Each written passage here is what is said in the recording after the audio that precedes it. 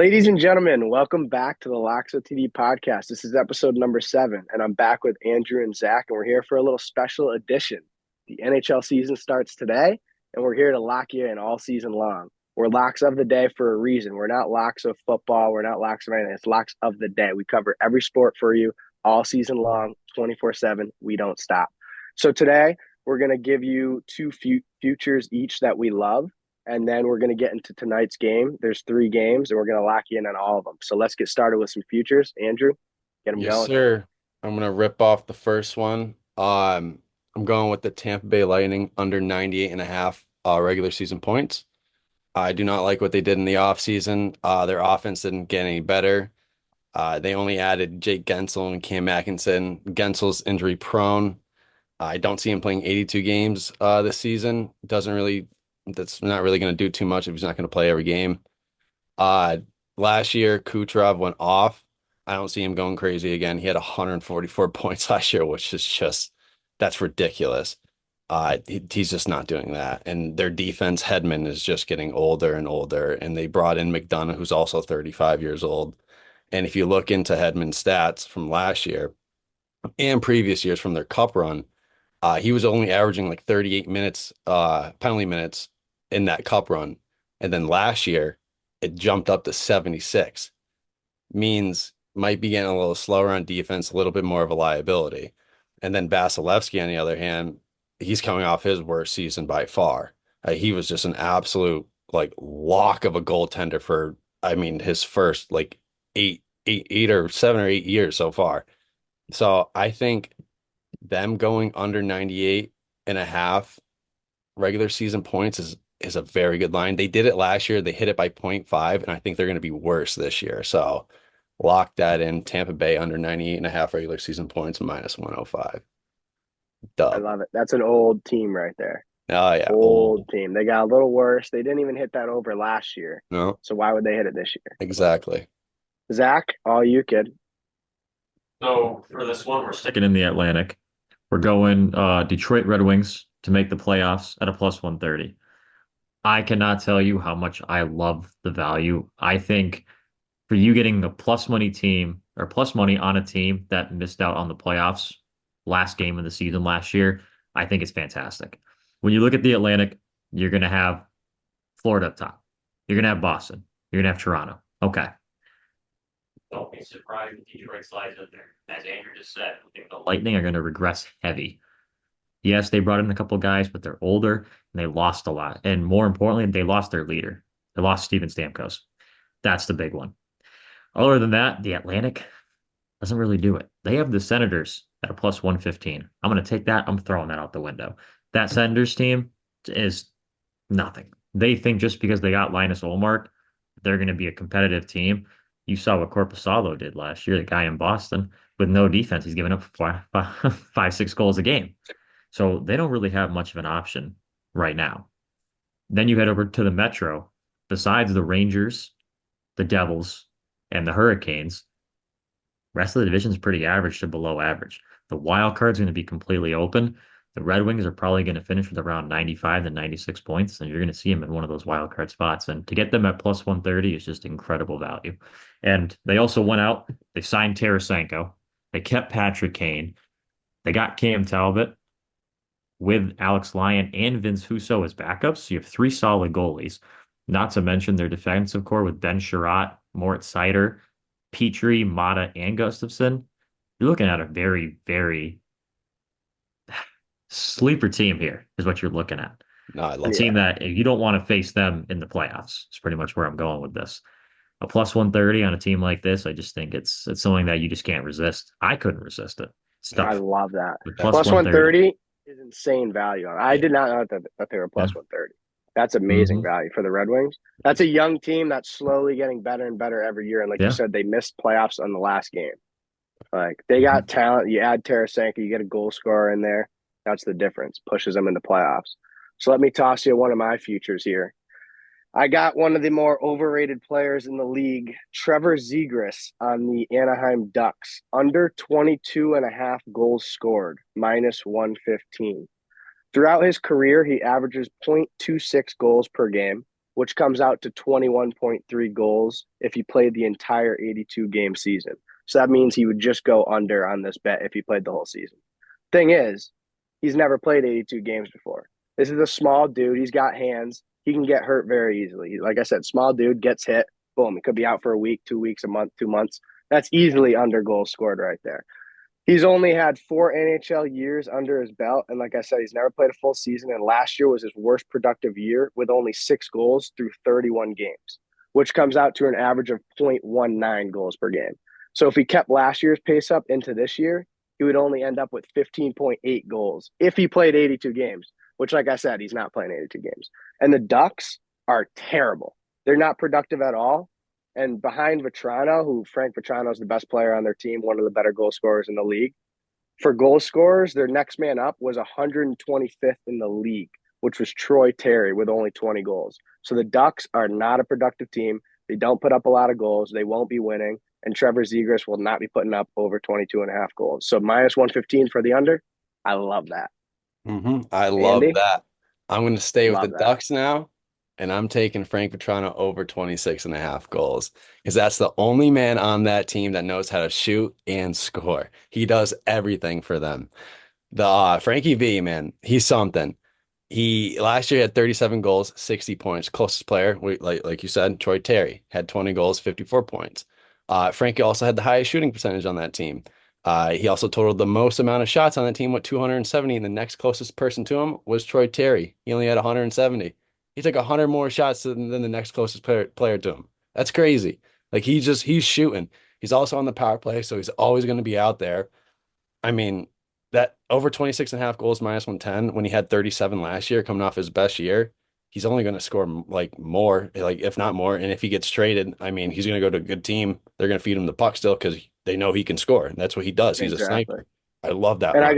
gotta Minus chime 110. in one thing. I gotta chime in one thing with Frankie V. Number one, Frankie V, absolute stud, overlooked player, very underrated, and the dude's got heart. He's got speed, and he's got one of the best releases in the league. You got a great release, that means you score. He's gonna get the over and goals like you locked that bet, and I love Frank Petrano. Like you said, the 26 and a half. only productive player on the Ducks. Yep, He will be the goal scorer for the Ducks. That's the exactly. only guy who's scoring on the team. Love it. So Zach, lock in your second future. Yeah. I'm staying on the goal side of things as well. And we're staying out west. I'm going Matty Beniers to score 20 plus goals this season at a plus 110. And I love it. And here's why I love it. Matty's second season, 24 goals, 23 assists, pretty much his full rookie year. Last year, he put up 15 and 27 assists, but he was hurt for a good amount of the year and played hurt while the Kraken were trying to push for a playoff spot. Main thing I'm looking at is his shots went up so much. He was shooting the puck so much more. Even if he wasn't scoring, I'm looking at quantity over quality. Also, power play unit, 6 goals. That Kraken power play unit is about right in the middle, 17th ranked. A lot of shots in the power play. Even if he's missing them by 10 yards, he's ripping. He's ripping shots. And right now, being matched up with Jared McCann and Jordan Eberle, he'll be the number one on the power play unit as well. The Kraken are going to feed him. That's their franchise. That's their future. That's who they want out there. And I'm thinking he's going to have a nice little bounce back year. Matty Beniers is going for, I think, maybe 25 goals, but I think 20 at plus money. I believe it was plus 105 or plus 110 is where I saw it at. But that's on ESPN Bet is where I saw it. And if you're going to give me plus money on that, the plus We're money is taking rolling in. that. We're taking that right to the bank, kid. Tell him. I love Matty Beniers. He's a stud. Was a stud at Michigan. He's a stud on the Kraken. Like 20 goals. I love that bet. Easy Anyways, money. I'll get on to the last future is Washington Capitals under 89 and a half season total points, minus 110. Last year, they ended up with only 80 points, going 35, 37, and 10. So already 10 points under what they need this year to hit the over. And their average age is 29 years old, which is one of the oldest in the league. Ovechkin is, of course, one of the greatest goal scorers ever. There's no denying that. And he'll get his goals, but he's not what he used to be. He's 39 years old, and he can't carry the team single-handedly. He's not the old Alexander Ovechkin. They now have Pierre-Luc Dubois, who nobody wants on their team because he's a straight locker room cancer, so that doesn't help them at all. And then they're also in the Metro Division, which is a pretty tough division when you got the Hurricanes, the Devils, the Rangers, you got the Penguins who are always fighting for a spot. And I guess you could even say the Islanders too, who you could argue are better than the Capitals. So they're probably not even a top five team in their own division. So getting 89 and a half season points, no, they're not doing it. So I love the under on that, minus 110. Lock that in. Bang, bang, boom. All of these are cashing, fellas. Get them in now while you can. And Andy, I know you got one more little sleeper pick over there, Yes, so let sir. them know. I'm gonna sneak one more in there. It's gonna be New York Rangers Mika Zibanejad for 40 plus goals. It's a plus 1200 strict value here. Sprinkle it. Rangers high-powered offense. They score at will. He's on the power play. That's ridiculous with Panarin, Kreider, Trocheck, and Fox. That's stupid. You just got all five of them are players there. And he only had one season where he hit that 40 mark, but he's also had a season at 39. But when he did hit that 40 mark, he only played in 57 games. So it goes to show like he can score the puck while being a 200-foot player going up and down the ice, blocking shots, attacking pucks in the corners, just doing all the dirty work. So plus 1200, sneaky little line for Mika, 40 goals. I love it. Toss that on. Can't sleep. Buddy even scores on the penalty kill. That's Him what and I'm Kreider. saying. They both Yeah. do. Him and Kreider, that's a little lethal kill right there. They, Rangers they are a might tuck one dangerous in on team. you. They Rangers are are. That's a very, scary. I'm a Devils fan. That's our rival. I'm scared of the Rangers. that's That's a scary team right there. that's That's tough. for sure. I'm gonna But toss it. we'll I'm gonna toss in the Don's lock real quick. toss it He in. just has a dark horse for the cup. He wants the Preds. It's a plus 1600. That's coming from the Don. They beefed up a little bit in the offseason, adding a couple older guys, some vets. They can get the job done. Might be a little tougher, but plus 1600 is a great line for Yeah. them. We Not we bad. respect the Don. You have Yeah, to respect the Don's pick.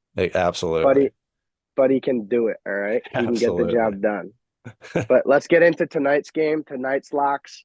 That's the money that's instant. So let's do it. Kid, Yes, sir. Andy, you got it. Yes, Game yes, one. sir. First game of the NHL. We're going with the plus. We're gonna cash you in on a plus. It's gonna be the Blues plus 120. They were solid last year. They only missed the playoffs by a few points, while the Kraken, who they're playing, missed the playoffs by a good amount, almost like 15-ish points, almost 20 points. Blues also added a couple of key defensemen in Ryan Suter, who's a lot older, but also Philip Broberg from the Oilers. Suter came from the Stars. He played all 82 games in his past 3 years. He had a good positive plus minus. Rarely gets penalty minutes too, so which is a key. He's not a liability on defense, so that's strong for a good defensive core. Broberg, he played some playoff. He saw some playoff action with Edmonton. Played 3 years there. Didn't play an awful lot his first 2 years, but his third year he really found out like how to really play as a defensive defenseman in the NHL, and that's what the Blues need. They need a true defensive defenseman right now. And the Blues, they just have a solid core too on offense. You got Kyrou and Robert Thomas up there just leading the way. They combined for over 150 points last year, which I mean, those two are going to come out firing today. I Kyrou for a goal, maybe. Sprinkle that. Not bad. Dude, Kyrou's a little sleep. He's overlooked. Every year Yeah, he's overlooked. very He'll overlooked. produce. He's not putting Yeah, up 100 points on any no, year, but he's going to like produce. 60, 70, Absolutely. easy Which is, you need that on your team to be good. You need for those sure. guys. Yeah. Zach, you got the Bruins Panthers kid. Oh, Lock him in. I sure do. I wasn't ready. Daydreaming over And here. Play of the day, Bruins Panthers game. We have Panthers money line and the over of 5 flat. Once we get that line out, we will put it down below for you because ESPN won't, or actually MGM won't let me combine the lines. So I don't know what the value is on that one. So, but I love this one. Panthers coming out after their first Stanley Cup banner night. They're going to come out buzzing. Bruins are going to give them a hard game. 5 goals is not a lot to handle. All you need is a 2-2 game, and you're already hitting your 5. And, you don't know who's going to be going out there for the Bruins in goal. I don't know if it has been announced. I know they just re-signed Jeremy Swayman. So if Swayman is out there, I really just could see the Panthers still putting up 3 or 4 goals just because of a couple empty netters possibly. But I love the value here. I do think 5 is a good take in on this as well, just because it's the first night. Might be a little bit sloppy all around. You don't know what you're going to see. But I think 5 goals, Panthers money line, maybe a little late one to win it, empty netter, icing on the cake. And we go home, we're going to cash that one in. Fucking love it. I like that. Love it. Now, for the final game of the night, we got Blackhawks versus the Utah Hockey Club. The lock of the day. So I need the official lock of the day. Andy, can I get it? Buddy, it's right here. It's Where is just it? right here. It's just a lock. A Ah, quick there lock it of is. the day. The official lock of the day. You ready, fellas? Blackhawks versus Utah. Like I said, we got Utah Hockey money line -170. Utah Hockey Club is basically the Arizona Coyotes, but a little bit better with a bunch of young studs. Except the New Brandon Coyotes have something to play for this year and not in a small college arena. Yes, they did not have an official rink to themselves last year, yet they finished with 11 more points than the Blackhawks. Come on. Also, the biggest thing here, Utah's first ever hockey game is at home, and obviously this is their first ever game. The NHL would be more than stupid to ruin the hype of the newest team in the league on their first game of the season. Why would they do that? It just doesn't make sense. What happened with the Vegas Knights when they were the newest team? Not only did they let their hype not get ruined early on, but they let them go all the way to the Stanley Cup Finals in year one. Not saying that this is going to happen with Utah, because it's probably not, but I'm just saying they're not going to let the hype die game one, especially at home. So Utah Hockey Club money line -170.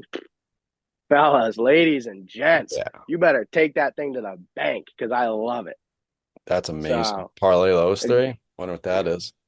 Just a little lock. 3-0 to start the NHL season. Yeah, How you just get the doing? brooms out already. Just sweep it up. Come on Sweep now, that thing boys. up. You guys got anything else, or does that wrap up the first NHL pod? I think I'm good. I think that Zach? up pretty much everything.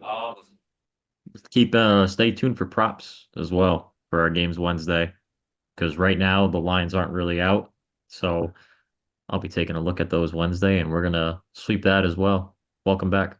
Let's go. Absolutely. Welcome back to the NHL season at LocksOTD, where we cover every sport and smack every sport. Vegas, I know you hate us, but sorry, we're here to stay.